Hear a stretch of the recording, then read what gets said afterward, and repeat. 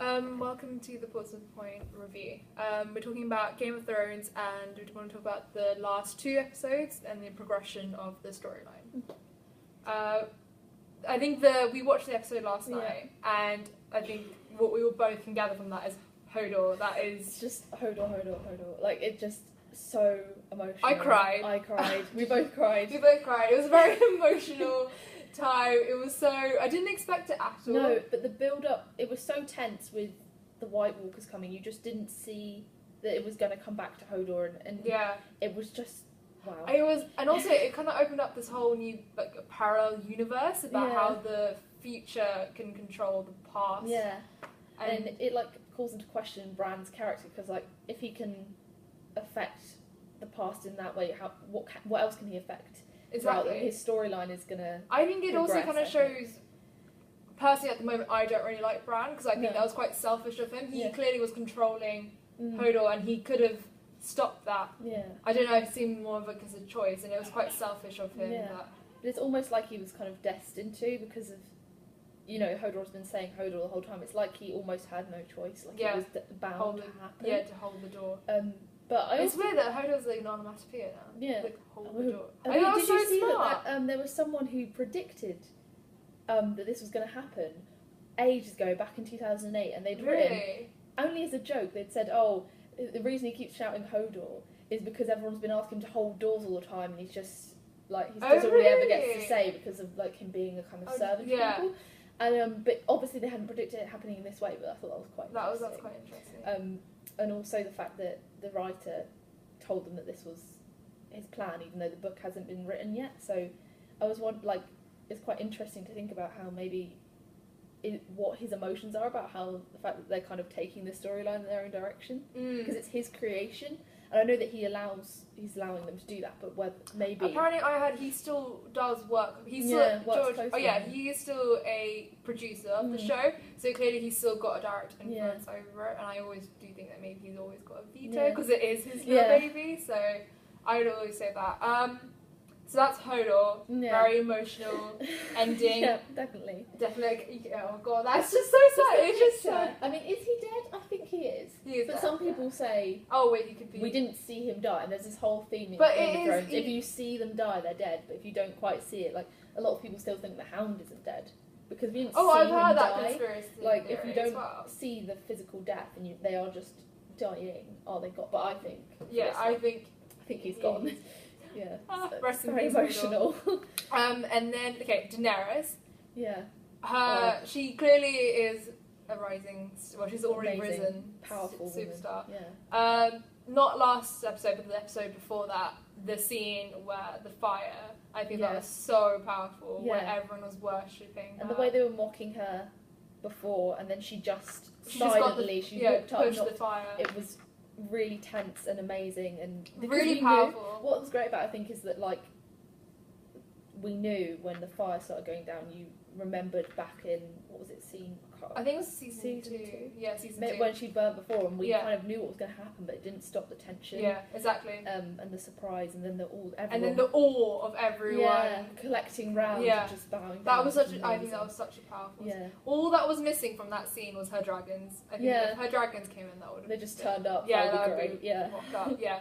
And also, I think on the topic of Daenerys, I think it was quite emotional about the last scene with Jorah. Yeah. I thought it was so sad because obviously Jorah's always been in love with her, and she's never felt reciprocated it. But then it was so sad at the time when she wanted to go touch him, she couldn't because he. And I thought it was really sweet how she said, "I command you as queen to go find a cure." I don't know. I think I was talking about this with another friend.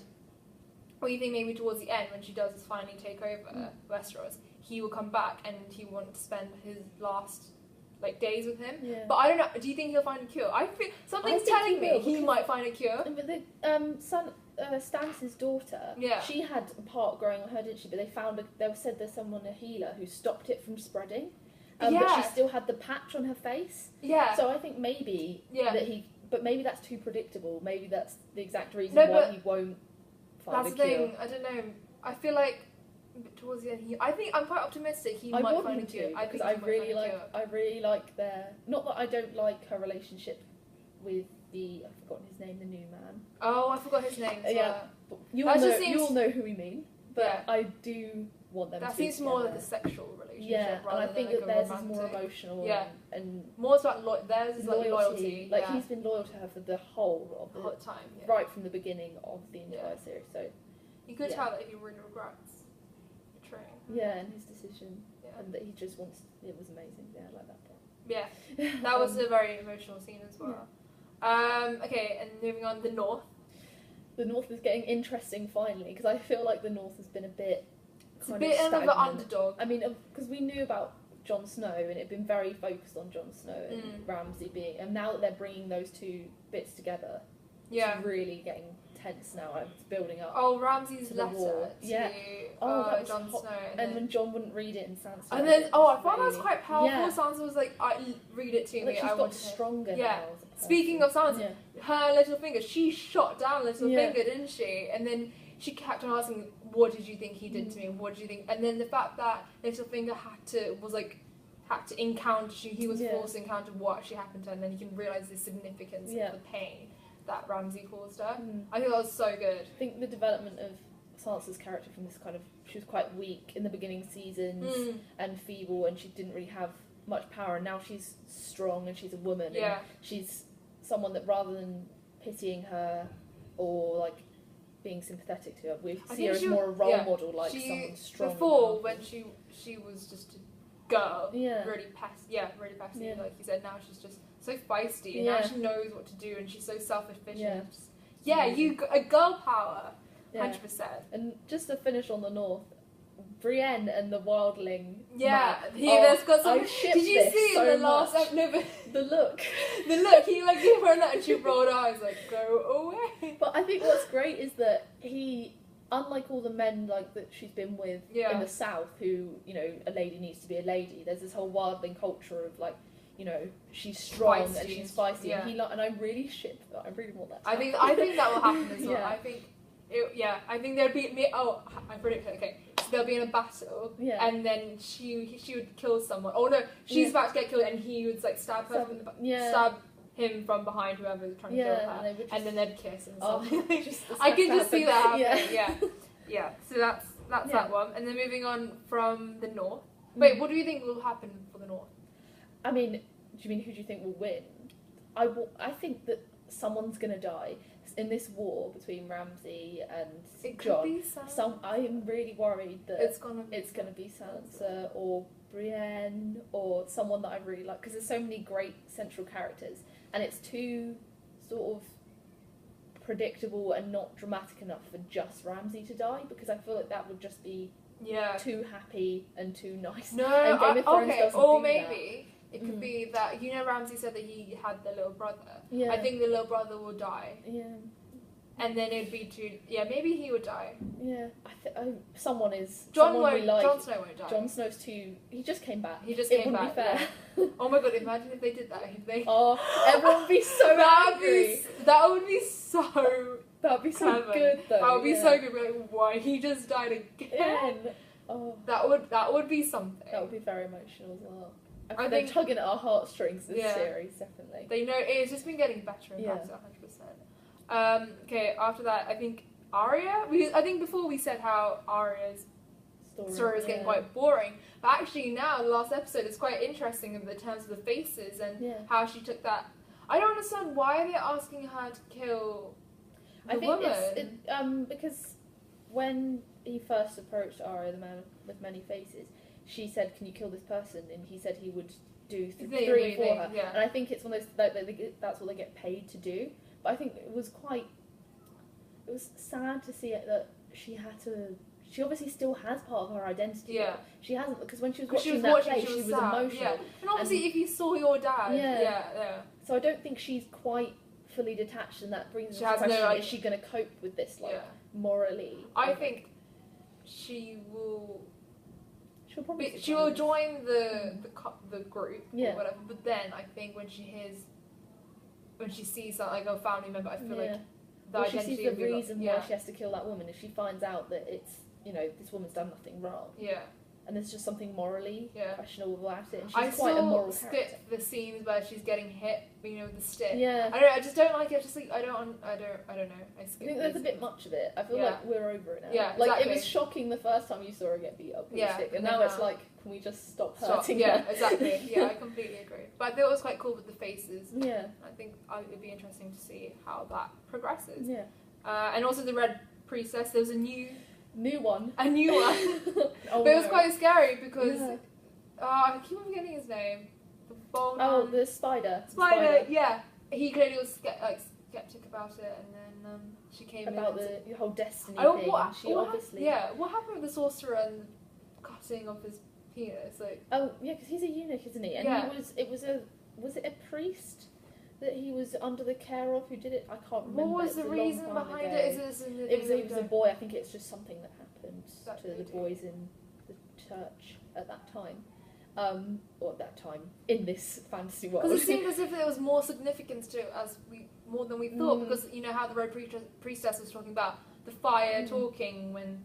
I don't know. I feel like there is something else happened during that time that we don't know. I'd quite like the spider to become more of a central character because I like his character, and I'd quite like to see sort of more revelations about him and his past because we know he's a eunuch. That's about it. I think he's got more of a central part, and it's terrifying that we've got like a Melisandre Mark II coming onto the scene because she was fierce enough. What do you think was going to happen to Tywin? Tyrion. Oh my god, he's coming back. Another one from the back. Tyrion. I love Tyrion, and if Tyrion got killed off, I think that won't happen. If it did, I would be very upset. I don't think it is, but I think that when Daenerys comes back, there's going to be a bit of a power struggle between them because of his agreement with the Masters. Yeah, I don't think she wouldn't approve of that, and I think this is maybe when we might see this because some people had that idea that maybe Daenerys is going to start sort of developing into a more evil character. Or I heard that. Because if she disagrees with Tyrion, this is where we're going to see her become more tyrannical, and more controlling, and less compromising. And then that kind of mirrors a bit because someone's the Mad saying that King. it doesn't her being. She's a bit too perfect. And it's not an interesting. Yeah. But if because she's after all a Targaryen. You know what? Because Game of Thrones, everyone is evil. I think we should have at least one person, please. I mean, we've got Jon Snow and Sansa, and I think they're good. So if something went wrong, I mean, is that an eventual progression that we end up seeing this battle between Daenerys and the North? Could you imagine two heroines battle? That would be great. Because then how would you know how to feel? Yeah. Because then the viewers would be like, I don't know. Because normally it's an obvious side. Yeah, like, I mean, who's going to support Ramsay over Jon? But like, if you've got two people who have been But apparently the conspiracy theory is that Jon and Daenerys are both brother and sister. And they're both Targaryens. Yeah. And that would make it even more, like, ferocious. But no one would know. Oh, then maybe that's when Spider comes and like, I know. Yeah. Sam. Yeah. What's happening? Yeah. Did you see the trailer for next week? Because he's coming back into the story again. So I'm not maybe sure because he's training to be a mice. Maybe. Yeah. Also, what's this thing about the little tree fairies? The little tree fairies. Yeah. And like stabbing the guy, the Lord. That was weird. Why did she? I don't understand. She created him because they were being killed by them. Like, it's kind of funny because it's like those creatures are being killed by men, like normal men. Yeah. And then they've had to create something which is now killing the men, and then it's like, it's like they almost brought it upon themselves by killing creatures in the first place, and they've kind of created their own problem, which is quite interesting. So we'll see how it develops. Anyway, that was it for today's. See what happens next episode. Should be interesting. Yeah.